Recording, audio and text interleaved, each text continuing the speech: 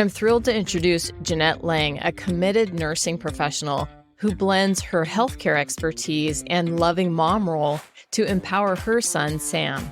Her mastery in nursing and engagement with the Golisano Fellowship equip her to be Sam's advocacy champion. Balancing her profession and family life, she also aids Sam's education, communication, and self-advocacy. And for Jeanette, it's more than nursing. It's about nurturing potential and dismantling barriers in the IDD community. Let's jump into our conversation. Jeanette Lange is a great friend of mine. You really are a bright light, and it's Thank you, Barb. a gift to have you with us today. I'm always excited to get to talk to you. We always have so much fun just talking about how we met and how Sam brought us together and how I knew he was going to do well with you. Your class was amazing. I think I've told this story before that when he walked in your classroom, you have all your kids write, draw, however they communicate what they need to do to be successful in their classroom. And that was a big impact on me because I was like, wow, I didn't know he could do this. And that's when I was like,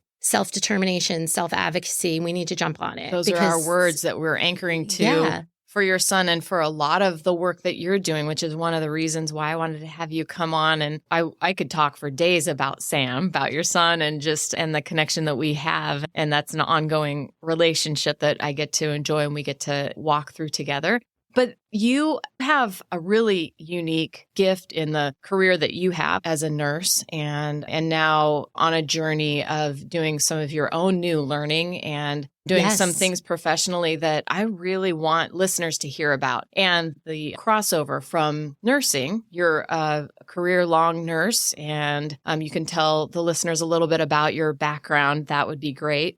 And just the crossover with the IDD community and how nursing and your point of view and what you're doing with the fellowship that you're partnering with. Yeah, that sounds great. So I've been a nurse for 30 years. I think probably as long as you've been a teacher. And I've always been a peds NICU nurse, oncology, bone marrow transplant. And so I was advocating for other people's children before I ever had my own in the healthcare system. Yep. And then I have 2 boys and Sam has autism.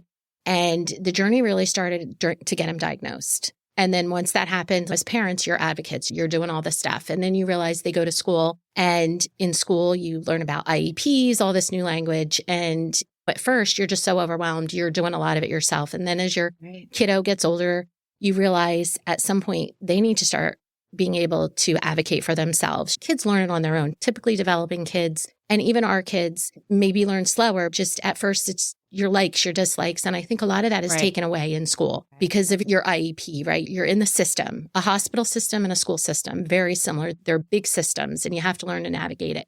So at some point you have to turn to your kiddo and be like, I'm giving you the reins, but you can't expect it to happen overnight. Just as an advocate, as a nurse, or as a parent, you learn it as you go. And so that's where you came in because you're like, yeah, I've been a transition specialist and I've worked in the adult transition and now I'm in school and I'm bringing some of the things I've learned to help my students start because you don't know when. You're hearing 16, now you've got to set their life up and they have to be ready. And how overwhelming for a parent to sit in an IEP meeting and start talking. Your young adult is just barely a teenager and we're talking about what's going to happen in their adult life, right? And absolutely, and coming up with all of these goals related to transition.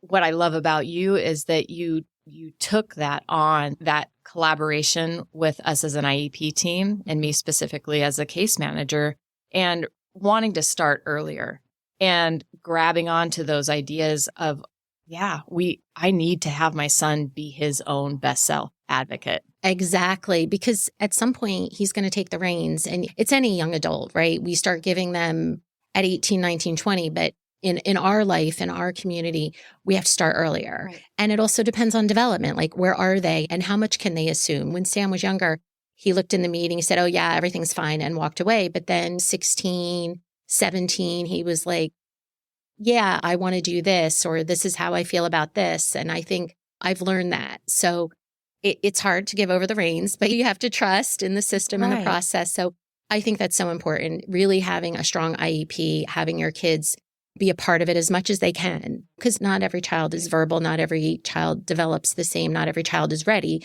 but whatever they're ready for, you want to support them in. And have them participate to the fullest extent possible, right? Exactly. With whatever mode of communication that they have and their comfort level. But having them and their voice at the table is so critical to the whole process. And what I loved is you allowed that to happen early on, and letting him go to his teachers and share with them what his accommodations were and what the needs were for support, things like that. And scaffolding is just such a big part of what you did. You can't just like a typically developing young adult, you can just let them go. They learn from their peers just in natural settings and things. But for him, he just needed more of that strategic scaffolding along the way. Absolutely. And that set him up for success, because he was so proud when I can still remember he brought the paper home that he wrote and he handed it to me and he was like, I told I think it was the biology teacher and then I remember her, she actually was like, I think I'd rather him have 2 peer supports. Let's see if we can back off on the para. And I want to give other kids a chance, some kids that I've identified. And then that created a social relationship in itself, a more natural one. Right. Than just a para sitting in there. Support is so critical and powerful. Yes. And he's still friends with these young ladies and men. They're off in college and he'll say, I texted Lauren or I texted Madison and I'm hearing about their lives. Yeah. And you're looking down the road. Who's going to be his support when he gets out of school? Because once they graduate ATI at 21 or 22, you got to start thinking early. What are they going to do at that point? Are they going to attend college? Are they going to work? Is there going to be somewhere they can go? And once those supports go after school leaves, there's a big gap. So you have to get them ready for it. Yeah. Yeah. To bridge that. Absolutely. Okay. Self-determination and self-advocacy are so critically important personally for you with your son and what you've done as a mom, being such a great advocate for him. And so where's the crossover for you professionally? As I realized, as you age out of the system, you also age out of your pediatric providers and you go into the adult world, which I think this past year we had around 551,000 kids across the country age out of their programs that are now entering into adult healthcare. And adult medicine is not ready. They're really not. We don't have enough providers that understand our kids. We don't have enough specialists. So it was important to me to bring what we've learned going through the years in school and what I've learned as a nurse and as a parent. Hospitals aren't ready. It's another system that you have a lot of moving parts. It's for people that are just trying to take care of their own healthcare that don't have an issue.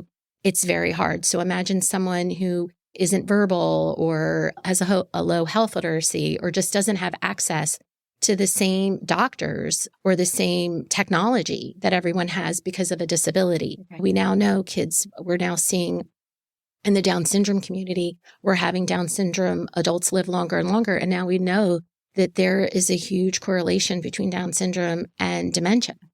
And it's happening earlier. So these are things like just nurses and doctors we didn't know. And now we know. So now we have to look at that community and all the other things that go along with having a physical and intellectual, developmental, hearing site in the hospital, because everyone deserves the same access to care. Okay. So that's where I ended up finding this program. It's nursing leadership in supporting people with intellectual and developmental disabilities. And it's about teaching new nurses, getting people with disabilities into the medical system, educating physicians, educating just the whole hospital team, because even sometimes our kids gravitate towards people that aren't doctors and nurses, and they form that relationship. So making sure anyone that comes in that room or deals with our kids' respiratory, the staff that serves food or cleans up the room, that they all know how to relate to our kids, and our kids know that they can relate to these people that are helping to take care of them. So, and understanding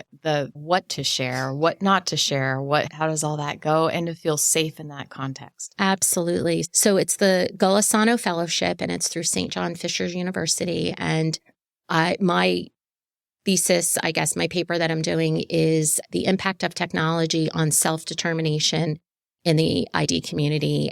And a lot of this came out during COVID. Okay. which we all know we had to go from in-person learning to online. And I think many of our kids did really well. Sam did, your son. I mean, our whole class, it was amazing because we had tools, we had technology, we had access. And not everybody has that. We know even in Washington, people in Seattle and other areas didn't have technology. Mm-hmm. So and I remember we met that one day. I think you were going out to a lot of your families and saying, this is Google, this is just to give us a heads up because this is the learning management system. This is how we're going to navigate it. This is Google where we're going to came up, Schoology, like Parent View, like all of this stuff that I had to help him access. Right.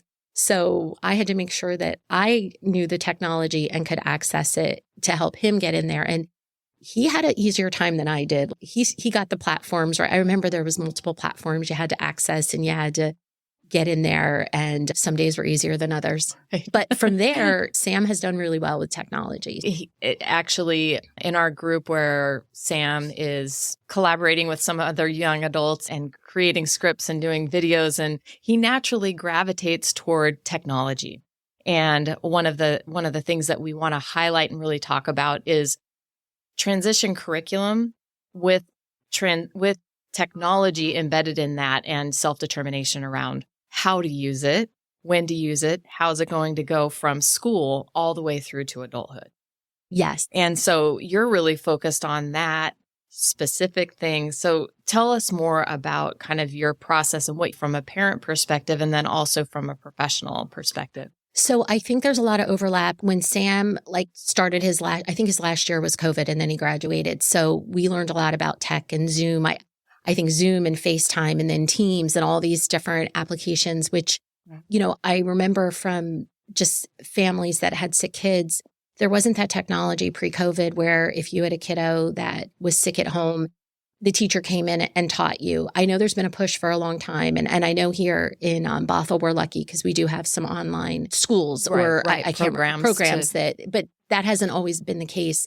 So I think as everyone was impacted, we saw technology just explode with Snapchat and TikTok and all those things. But you also have to know how to use them. We need to teach them to be safe and understand it and use the technology. How to use it appropriately, right? Exactly. When you get into trouble, what do you look at? So I think that's one of the things that come into self-determination and come into what you need to learn during your transition. Right. And I know the ATI program here does that. They teach them about technology. Today, if you want to access your own health records, it's all online. You either have to have someone give it to you or access it for you. Right. To get a shot, to get a vaccine, to make a doctor's appointment. No, there's no live people answering. Right. To do Social Security, to access a housing, to look at housing.